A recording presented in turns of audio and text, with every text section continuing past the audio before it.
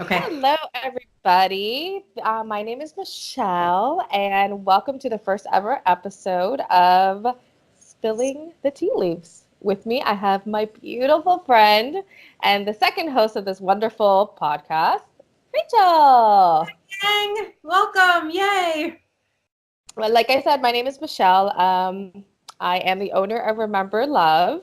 You can find me on Instagram at Remember Love, and you could also find me on Remember Jewelry. And Rachel, you want to Yes, share your wonderful pages? I am available on Instagram at Cottage on Wolf Lane and cottageonwolflane.com. I am an animal spirit guide intuitive with spirit guide readings and other intuitive services.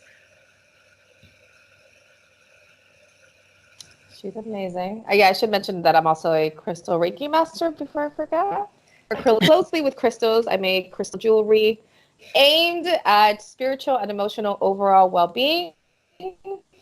I do chakra readings and crystal readings, and this is the team at Spilling the Tea Leaves. You can find us at spillingthetealeaves.com, which is a website that will be coming soon. I promise. We're currently working on that. So as we get better, I promise that we will have a beautiful website with tons of merchandise ready for you guys to go. So yeah, this is our first episode ever, and I'm super excited to share and just learn with you guys. Rach, I don't know, Rach, if you want to tell them a little bit about what our goal is, because you're so much better at speaking than I am.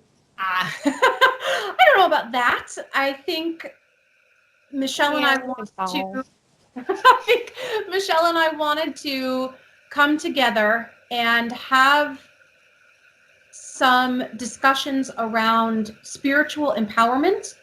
One of the things that we've noticed in our journeys is that there's a lot of information out there, a lot of ideas, a lot of people on different paths, which is awesome, and we celebrate that. There is also Oh, a lot floating around about how exactly one should be spiritual or how exactly one is a witch or whether you are a light worker but I am a shadow worker, etc. It's about coming together and equipping each other with not only knowledge but also the confidence to seek your spiritual journey out in whatever form it may take at any given time. Is that pretty accurate? yeah. Yeah. I think that one of our goals is just to empower everybody, just to know that you can trust your intuition. There's so many people out there saying, well, if you do this, it's wrong. If you don't follow this method, it's wrong. And a lot of people, because they're starting their journey, are so insecure, they'll just follow blindly because one person has a lot of followers or this other person managed to write a book. Like, there's no right or way to do things. There's no right journey, there's no wrong journey. Everybody has a different journey. And my goal is to honor everything, to hopefully educate and empower people to say, yeah, what you think is correct because it resonates with you. And if what we say doesn't resonate with you, just toss it to the side. Some things I might say you might not agree with. There's some things that Rachel says that I not necessarily agree with, which is rare. But What? sometimes Wait. we, I know, it's crazy. Hold on. We're starting. So yeah, it's everybody has a different path. Everybody got here at a different time. Some people are not ready in their lifetimes. Maybe you don't. Other people don't believe in different lifetimes, and everything. We just want to say everything is okay. You don't have to trust one person because they told you no, this is wrong. Like one of my beliefs or unpopular beliefs is that you don't have to program crystal, and that is a huge thing within the crystal community where everybody loses their flipping mind when I say you don't need to program your Ooh, crystals. Like, I don't need to opinion. tell. Yeah, strong opinions on both sides of the aisle. And it's Yeah, one it's one thing to have a strong opinion. If you feel very strongly that programming your crystals is absolutely 1000% a necessity to your practice, rock and roll, do that. But to tell another person, especially someone who is maybe just learning about this and doesn't even understand the terminology, just got his first crystal 2 days ago, that can be so overwhelming and disempowering and just scary. By all means, have ideas, have aspects of your practice and your path that are important to you, but it's not about coming into this thinking that there's only one way, or that even worse, you have it figured out. Oh my goodness. I've heard that so many times. Stop. I've heard that so many times where I'm like, I think I've had more trauma than I know this better. You can't do that. Whether you can't tell a drowning man, I'm drowning more than you are. Whether you're drowning because I'm drowning in 100 feet of water and you're drowning in 10 feet of water, you both are drowning. Yeah. Everybody has their trauma. Everyone's just a different one. Just because. What is it? I said I've never heard that. It's not a. Yeah, it's not who had the worst childhood and they get to be the spokesperson for how you do things or how you don't fix it. Anyway, yeah, there's huge. I mean, look at we should do a whole episode about Joy, because she led a lot of people into this is how you have to do it, and now all of a sudden she's like, you cannot do this. And so she left so many people just feeling like a fish out of water. Like, this was the person that I listened to, and she gave me all this information, and I got all these certificates from her, and now she's saying, none of this is valid. And and not only is it not valid, but it's actively harmful, in that it is not within the realm of whatever this particular religion, in this case Christianity, has said okay. And that's not to say that there is anything wrong with taking a big U-turn on your journey. There are nothing wrong with that. No, you know what? Maybe you start off with lots of herbs and a real connection to plants. Well, and now here you are 10 years later, and you are more into crystals. It doesn't, and it's not that the plants and that part of your journey were invalid. It's just that you and your spirit have evolved on the path. And we respect that people have found something at some point and maybe feel the things that they've done historically are not a fit for who they are now. That's how life goes, man. I don't eat my dinner in a high chair. It doesn't mean the high chair was not necessary for me at the time or instrumental in me learning how to eat at a table. I don't. Yeah. And it just makes me sad because there are so many people, as you mentioned, who either took courses and were certified, and the information that was disseminated on angels and healing. I mean, so much of it is so beautiful, and it helps so many people to then receive messages that it's wrong, or again at the most benign, incorrect, is just hurtful. I mean, that's it hurts, which is another aspect of what we would like to achieve here, in that having systems of belief or certain practices in which people engage, or which may fit you for a certain time and then maybe you shed later. It's fine, but to renounce people who are currently using that particular set of practices as being somehow incorrect, it's it's painful and hurtful and also pretty. That she benefited from financially, might I add. Yes, I noticed she didn't refund anyone's money. So yeah. Yeah. We're gonna do. I feel like we should do like a whole episode dedicated to her because she has. There's a lot of things that she did. Aside, okay, you change your mind, cool beans. You want to do something else. You're gonna do something else. Totally respect that and honor that. A lot of people lost a lot of money. Fine. At some, how much do you take responsibility for that? Do you refund money? That's on her own. What she should and shouldn't do. The other aspect is the money that she did make. Went through her her organization, which is a non-profit organization, I believe, to rescue her or save animals. And there's a whole other like shady aspect to that, which I mean, it's a rabbit hole that you can go into. And she's still benefiting from Hay House selling her decks, her books, which I do have a couple of her books. I did have a couple of her decks. I just didn't resonate with them, so I ended up giving them away. But yeah, there's we should do a whole episode. Okay. Just to get information out there, just to there are.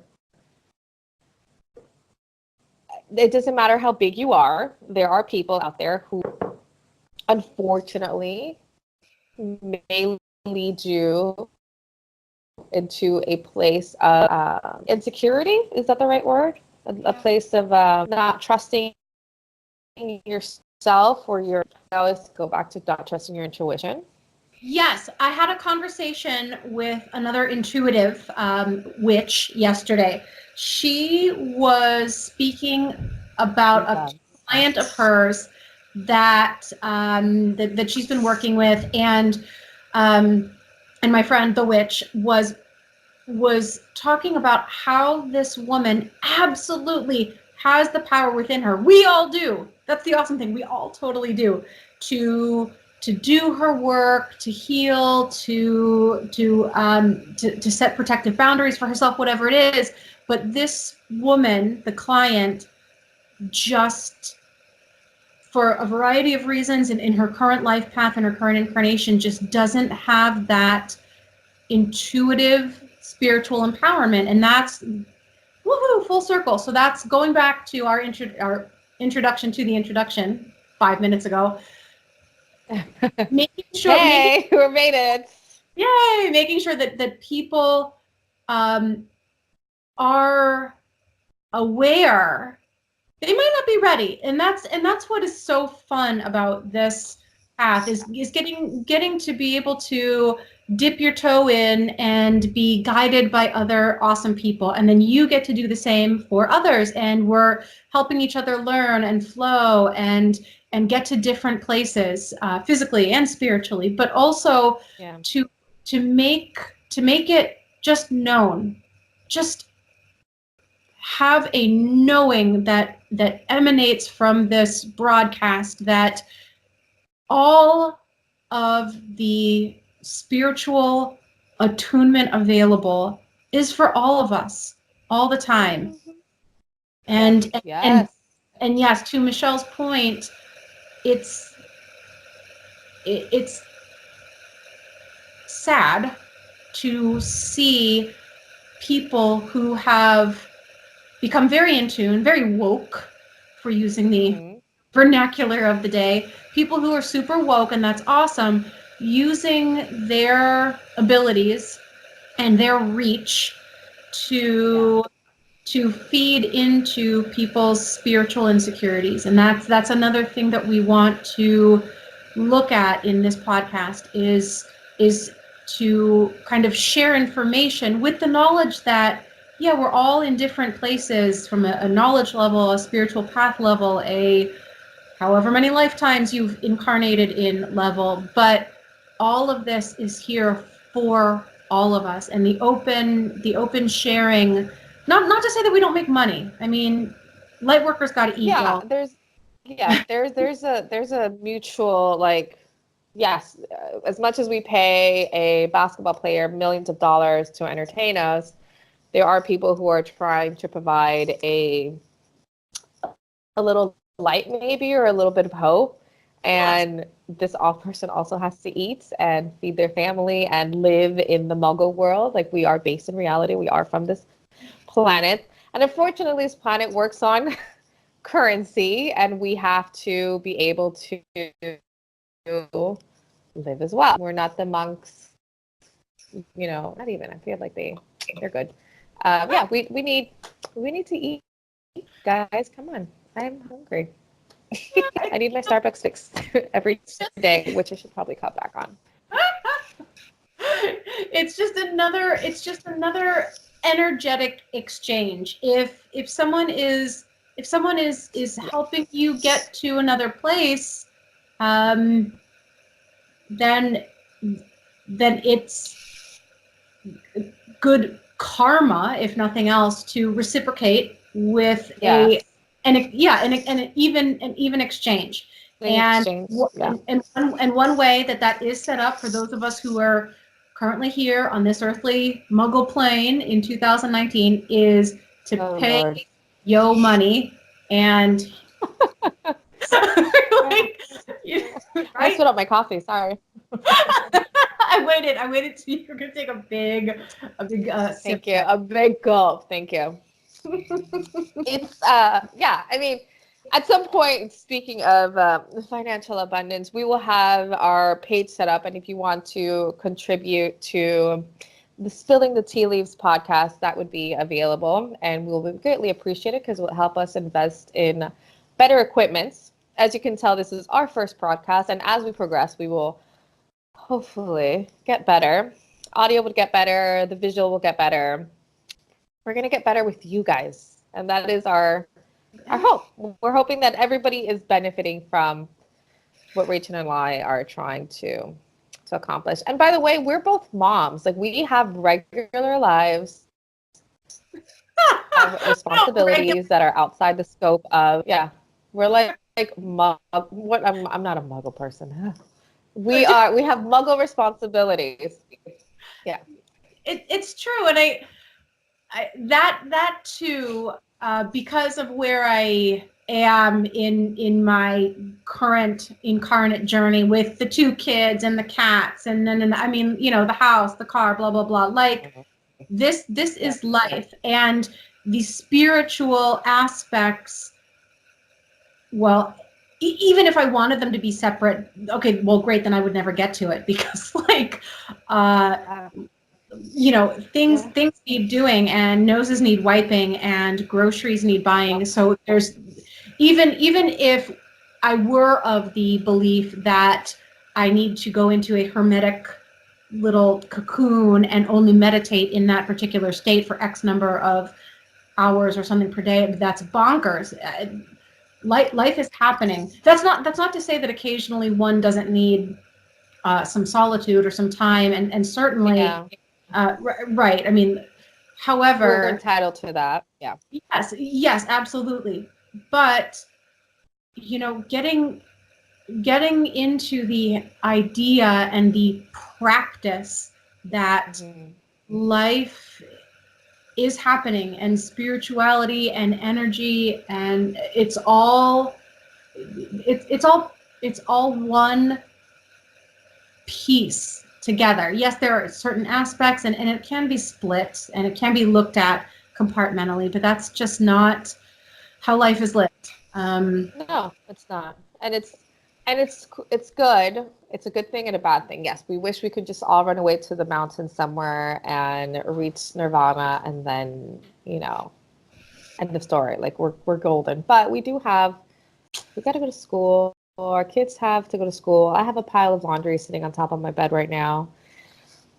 But hopefully, while we're doing all that, we're always keeping in mind of how to be our best selves, how to trust ourselves, how to trust messages that come through. Messages can come through anything. I remember the story you told me when you were driving back home from your makeup school, and you got a beautiful message, and you were driving, but you were open and receptive to receiving messages, while thinking of everything else that needs to get done. And we should all live our life in a way where we're present, we're rooted, but our crown chakra is nice and open and ready to receive whatever message we need to hear at the moment. And everybody gets different messages, whatever we need to hear at the time. And people receive them in different ways. One of the reasons that I am so attracted to, they're knocking at my door. Who's knocking? Welcome to Mom Life. Speaking of, sweetheart, I'm trying to tune into the spiritual realm, buddy. Can you find Daddy? Cool, thanks, man. Right. Yeah. Well, why don't we take a quick break while Miss Rachel tends to her flock, and we will be right back.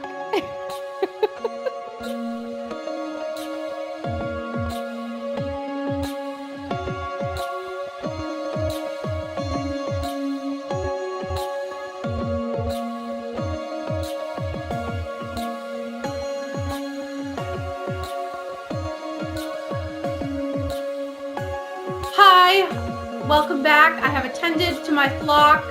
They're fine. This is real life, guys. Like, this is legit real life. By the way, Rachel and I are in 2 different countries, 2 different time zones. So she is getting ready for sleep while I just started my day. So, this is happening. This is a thing. We did meet in person and had a really strong connection right away, which was pretty incredible, and I'm so grateful. And it was so cool to learn about Michelle and her healing abilities and her intuitive abilities. And I was going to ask Michelle, what started all of that for you? How did you find out that you were able to do these things, and what has that path been like for you? So this is that question where it's coming. Like the first time we spoke, and I'm like, I had nothing prepared. Okay, so I guess so I was, when I was younger, I had always had an affinity to crystals and stones and things like that. I was raised in a very Catholic household from my mom's side, and my dad's side was Jehovah's Witness, right? So which is 2 extreme opposites in the spectrum of, yeah. And then interlaced with my family, my dad's side of the family is from the Caribbean. And there's a lot of other practices like Santeria that has its basis in voodoo and stuff like that. Fine. So this is just trying to give you a little background as to where my mentality was when it came to religion. Add that another layer of extreme trauma as a child. We can get into that later. So I was born into like this hot mess pot of different ideas and thoughts and traumas and connections. And my mother is also an intuitive, but she, because of her religious beliefs, doesn't really jump head first into it. Because it's not allowed within the Catholic community, right? Anyway, so I've always had an affinity to crystals, stones, anything earthly. I am a Taurus. So I think that also goes hand in hand. It's a very of this plane.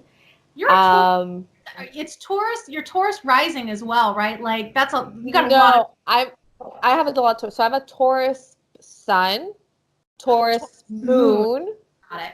and Scorpio rising, which makes I'm really nice, except when I'm not. But most of the time I'm super nice. I promise. You just gotta catch. You just have to do something really messed up. I'm super grounded. I'm like a tree. I'm like a tree that can smell BS.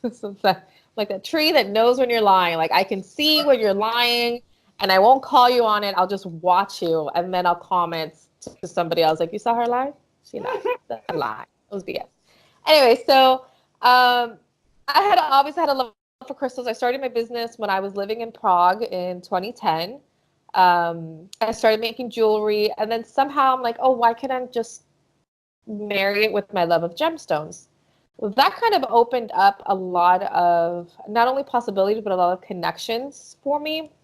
And I met my friend Nancy. I'm going to plug in Nancy. She's the owner of Astrology Angel Mediums on Instagram. And she's like, you really need to try to tap into your intuitive power. Like, she just kind of opened the door for me. And I always had, like, I had in college, I had an experience with Reiki. I read oh my God, what was the book? The book that changed my life. Conversations with God. So Conversations with God kind of was also a huge catalyst where it was like this burden of religion was lifted off my shoulders. Like, oh, nobody's right. There is no such thing as right. We just have to be kind to each other. That's crazy. Like, I'm not going to die in the middle of the night and I'm like, am I going to hell? Am I going to heaven? Am I going to purgatory where all the babies weren't baptized? Like, it's just weird mind F for a kid to go through. Anyway, so long story short, I started practicing. I started getting a deeper connection with crystals. I started learning about crystals on my own, more so than I already did. And Nancy challenged me to start doing readings with people. I got my Reiki certification in Ecuador. I got my crystal Reiki certification where I currently am. And they just started kind of blossoming. So every single time I've taken a new step in my spiritual journey, it's reflected in my business of Remember Love Jewelry. So yeah, that was a lot for me to say. That was a long story, but yeah, I will get into details as far as my weird upbringing. I'm originally from Miami, so that's a whole nother layer of community. For anybody from Miami knows that there is a Santeria shop literally on every single corner. So unless you are part of that, you're completely comfortable to go into a store. And if you're not a part of that community, it feels odd to walk into it. Like, and I loved walking into them, but I was never allowed to. Like, I would sneak off, go into the store, look around, and then run out again. Like, if my mom was at the salon next door, she's like, "Where'd you go?" I'm like, "No, nothing. I went to the car." But I would love to walk in there. Just look. It's amazing. Isn't it Anyway, amazing? that's my. When you go into places like that, whether it's a crystal shop or other places where this kind of energy is allowed, for lack of any other way to put it. I mean, just like the energy is just so juicy. Like, I could just sit there and like absorb it through osmosis. It's just so even just to, again, it's sort of like being in a space of allowing. I don't know how else to put it. It's just like there's a kind of, it's okay. Yes, like There's never like oh no, you can't do this. It's like, what do you want to do? Whereas where I was raised, it's like, no, you cannot light up the sage stick. That is horrible. You can't do that. That is against the Bible. Jesus is going to come down and kick your butts. And when you walk into a botanica, it's like, hey, what is your goal? What do you want to achieve? What magic do you want to do? How can I empower you? Which is not necessarily the same. And this is totally personal opinion. And people can feel empowered walking into a church, and some people will not. I did not feel empowered walking into a church. To me, walking into church was like, oh God, we have to do this every Sunday. I dreaded Sundays. Maybe because I was a kid and it was boring. I don't know. Don't hate me on that, guys. It's personal opinion. Bit of a different experience when you're a kid. It was really wild though. So speaking of children and sort of, what environments you're raised in, I had the good fortune of witnessing one of the most adorable transactions between a mother and her like 10-year-old son. I was also fortunate enough to have attended a spirituality fair last weekend. It was so cool. Just lots of different healers and soul retrieval and Reiki healing and crystals and oracle decks. It was, again, just one of those environments where I just want to soak it in and lick everything. And there was a mom with her son. There was a mom with her son. They were discussing different books. There was a table full of books on spells and healing and spirit guides and angels, and the little boy wanted a book, and he was pointing to, I think it was a book of spells or something, and the mom said, that's fine, sweetheart, you can get this today, but then when we go to the witchy store next week, you're not going to be able to get anything. It was like, don't, we were talking earlier about sort of existing in two different places, and as parents or managers and line cooks, I mean, we exist in this world too, but it was this very tender moment that Michelle and I did not have quite the same when we were young, and I was just so impressed that this person was willing to open up her son's experience within the realm, of course, of whatever his allowance is. I mean, he had, it was just really sweet, and I felt happy for that kid. Giving him a necromancy book, like, here you go, sweetie, just read that. It's bedtime story. Joy, So how did? Yeah, don't cast the devil today, babes. Maybe next week on the weekend we can clean up later. So how did you start? Now tell me your story. Like, how did you get into animals and being such an intuitive? By the way, Rachel is a huge animal lover. She is that crazy cat lady. I like to call her lovingly.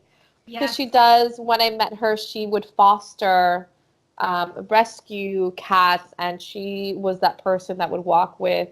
One of my first memories of her was as we were at a kids' pool party, and this little cat just popped out of the bushes, and she's like, "Oh, are you hungry?" She pulls out cat food from her bag and starts feeding this thing. I was like, did you just have wet cat food in your purse? Not even like dry food in a Ziploc bag. It was like, gourmet. Here, kitty.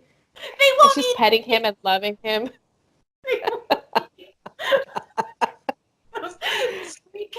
Street cats are by far the most picky. And I guess if you're, versus like freshly caught rat, I guess, you can't, right. So yeah, I feel grateful to be able to lug around little tins of wet cat food, because I feel really in tune with animals.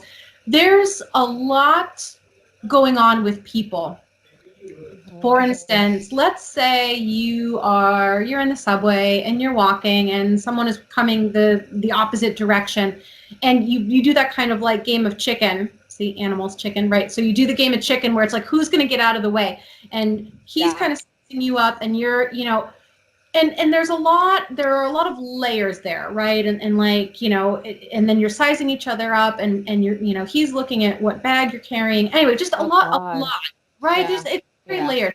With animals, they do that too. I mean, when dogs meet each other, they're going to suss each other out, and who's dominant. It's not to say that they don't have similar structures, but there's what to me feels like a bit less tightness around their interactions, and there's a purity that I really appreciate and try to tap into, and I really call on that. I call on that energy, that ease. Again, it's not that there aren't struggles, but there's a bit more willingness to flow with it that I find. So I just and I have always felt very with that, which has been amazing. And I was lucky enough to have been born to a family who always had some animals around, always some dogs and some cats and maybe a rabbit here and there, and it, and weirdly too, with animals and some of the bigger spiritual topics, some of the darker topics like death. We'll just go. We'll just go straight to one of the biggies, right? Growing up with cats, cats are hunters, and cats like to play with what they hunt, and there's an interesting. To me, there's like a thinner veil almost with animals in sort of the way that they are with their current incarnation and the way that they approach this current life. And again, I love that. I love feeling that. I love calling on that and having as much of that in my life as I can. And I like helping other people into that too, because it feels to me often very helpful and very comforting. You know, much like for those of us who are animal people, I mean, it is very literally comforting to snuggle with your dog, and you know, like, and to me, very, whether you need power today, whether you need comfort, whether you need confidence, you know, you need some whatever it is that you need. I feel like there is a way to connect with an animal energy that can help you get there. But my upbringing was super Midwestern. I mean, like very milk toast. Like, I do different experiences. That's what makes you, right? Yes, I mean, perfectly average, like I said, Midwestern United States upbringing, church every week, not Catholic, Lutheran, like Catholic light.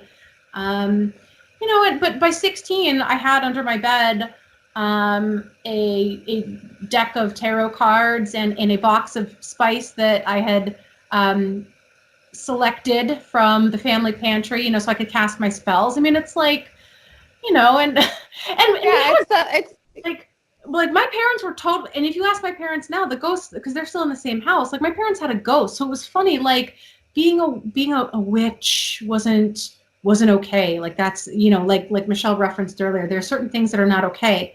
But like even now, I mean, like my parents are totally fine with the ghost. Like the ghost is part of the crew. Everybody knows about the ghost, but like, you know, for me to you know, reading the Satanic Bible. Oh God, my dad was so horrified. Like, just like, you know, and it's just like, I want to communicate with the ghost. I want to see why the ghost is here. Or like, what can I do for you to make you transition into the next place? Like, why are you hanging out here, buddy? What's up?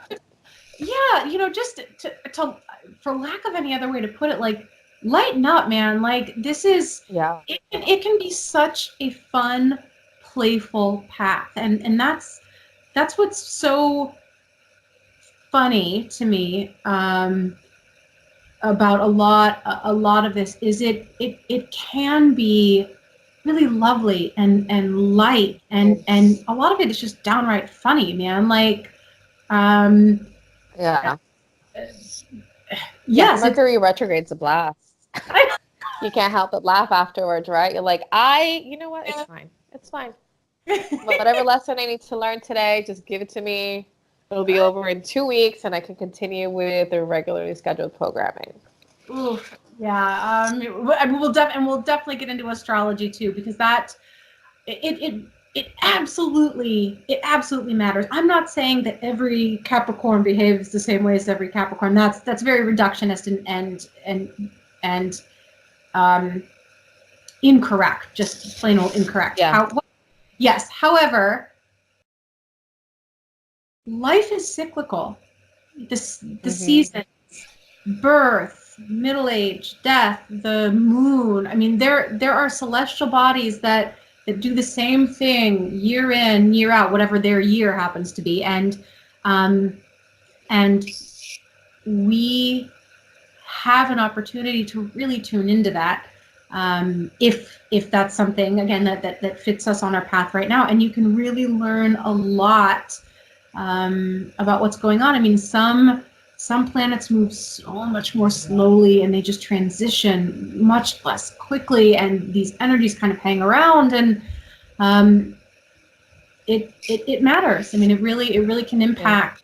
I'm not saying everyone needs to get into astrology, like we were talking about earlier. I mean, this may or may not fit the path of any particular person at any particular time, but it is certainly helpful for me to tune into a lot of these things that you just kind of get distracted and you forget, or a lot of us weren't taught, or if our parents caught wind of it, it was immediately shut down. There's so much out there that can impact all of us and our collective, our individual consciousness and our collective consciousness, and to be able to tap into it can really open up your intuition and your feeling of being with everything that's going on, and that's part of the magic, like literal magic. That sounds amazing. Yes, so that is our goal, and I think that's a great place to end it. We are at the end. So catch us for our next episode next week. We are still undecided on what do we do, but we will get that to you guys soon. It'll be a surprise. Again, my name is. It'll be a big surprise. Everything will be a surprise because it's a surprise to us. We're still figuring this out, guys. Thank you for your patience. We don't even know. Maybe we get like divine inspiration in the middle of sleep, and we're like, yes, we have to do it on whatever we decide to do.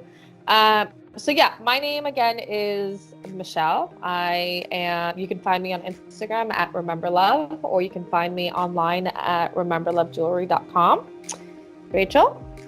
And I'm Rachel. You can find me on Instagram at Cottage on Wolf Lane, and my website is still work in progress. It's happening, it's coming, but feel free to hit me up on Insta. And I'm just so excited that we're able to do this and connect with people in this way. So thank you. Yes, and thank you for listening to the first ever episode of Spilling the Tea Leaves. We'll see you guys next week. Bye. Bye.